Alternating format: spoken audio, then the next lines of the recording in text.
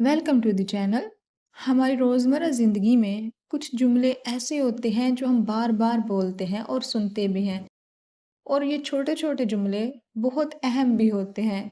इन सादा जुमलों को इंग्लिश में कैसे बोला जाए, तो आज की वीडियो में हम यही सीखने वाले हैं। इस तरह के सेंटेंसेस जैसे बोलने से पहले सोचो, अंदर आने से पहले दस्तक दो, खाने से पहले हाथ धो लो, सड़क पार करने से पहले दोनों तरफ देखो। इन तमाम सेंटेंसेस में एक काम करने से पहले दूसरा काम करने के लिए बोला जा रहा है। तो इस तरह के सेंटेंसेस को हम कैसे ट्रांसलेट करें? ठीक इसी तरह अगर हमें बोलना हो, पढ़ते हुए नोट्स बनाओ, सुनते हुए खामोश रहो, गाड़ी चलाते हुए एहतियात करो, खेलते हुए हंसो।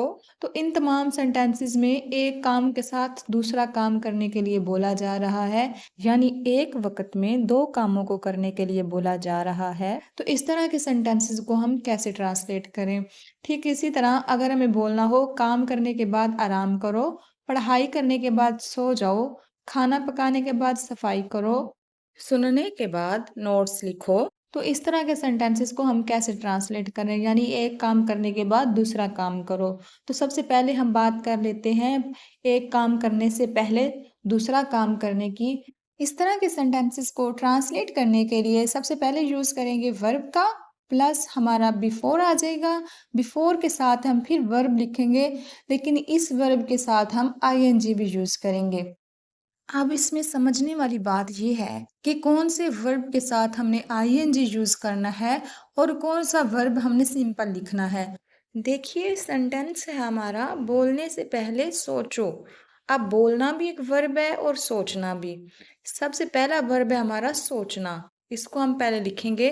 तो ये हमारा पहला वर्ब होगा, तो इसको हम सिंपल ऐसे ही लिख लेंगे। जो दूसरा वर्ब होगा बोलना, इसके साथ हम आईएनजी भी यूज़ करेंगे। यानी पहले काम को हम ऐसे सिंपल ही लिख देंगे, जो दूसरा काम हमने करना है उसके साथ हम आईएनजी भी लगाएंगे। तो पहला काम हमें सोचना है, तो उसको हम सिंपल ऐसे ही लिख लेंगे। और दूसरा काम हमने बोलना है, तो उसको हम आईएनजी के साथ लिखेंगे। बोलने से पहले सोचो, तो इसमें पहला काम है सोचना, तो सोचना लिख लेंगे थिंक। Think before.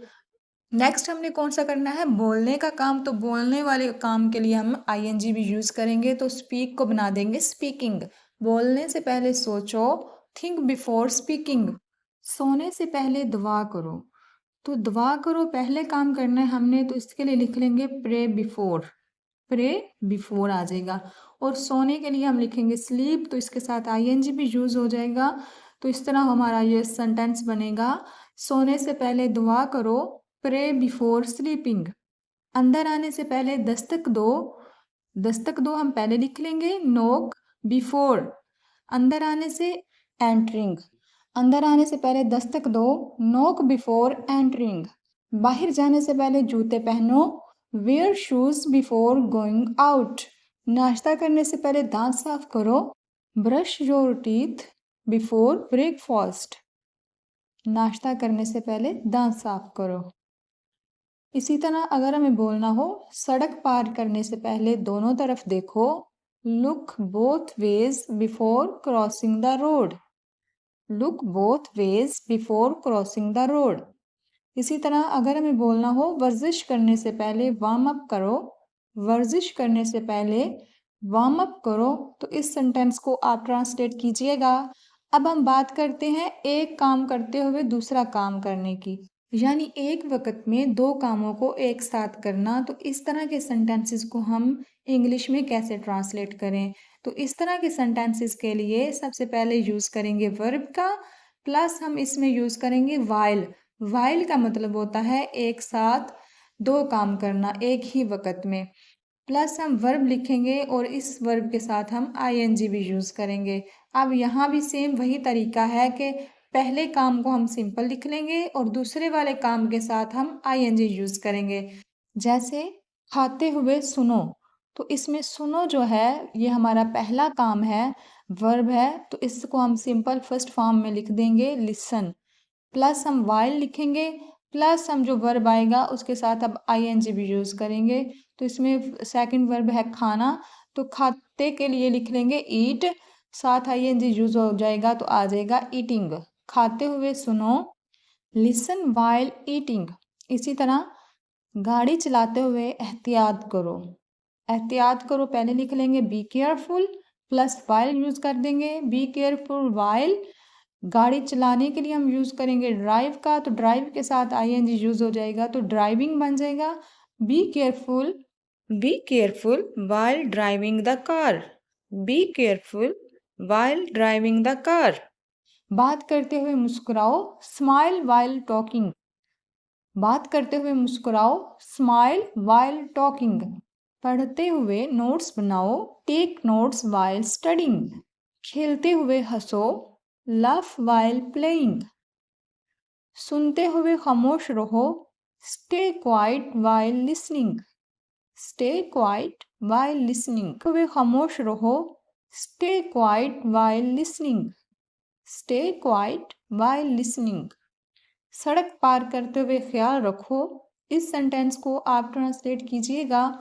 अब बात कर लेते हैं एक काम करने के बाद दूसरा काम करने की, यानी एक काम पहले करो उसके बाद दूसरा काम करो। तो इस तरह के सेंटेंसेस के लिए सबसे पहले यहाँ भी हम यूज करेंगे वर्ब का, प्लस हम आफ्टर का यूज करेंगे इन सेंटेंसेस में। आफ्टर का मतलब होता है के बाद, प्लस हम फिर इसमें वर्ब जो है लिखेंगे, वर्ब के साथ आईएनजी यूज होगा। इसमें भी सेम वही तरीका है वर्ब को यूज करने का। पहला वर्ब जो हम सिंपल लिख लेंगे पहले काम को, और दूसरे काम के साथ जो हम आईएनजी का यूज करेंगे। एग्जाम्पल्स की मदद से समझते हैं कि इस तरह के सेंटेंसेस को कैसे ट्रांसलेट किया जाता है। काम करने के बाद आराम करो, रेस्ट आफ्टर वर्किंग।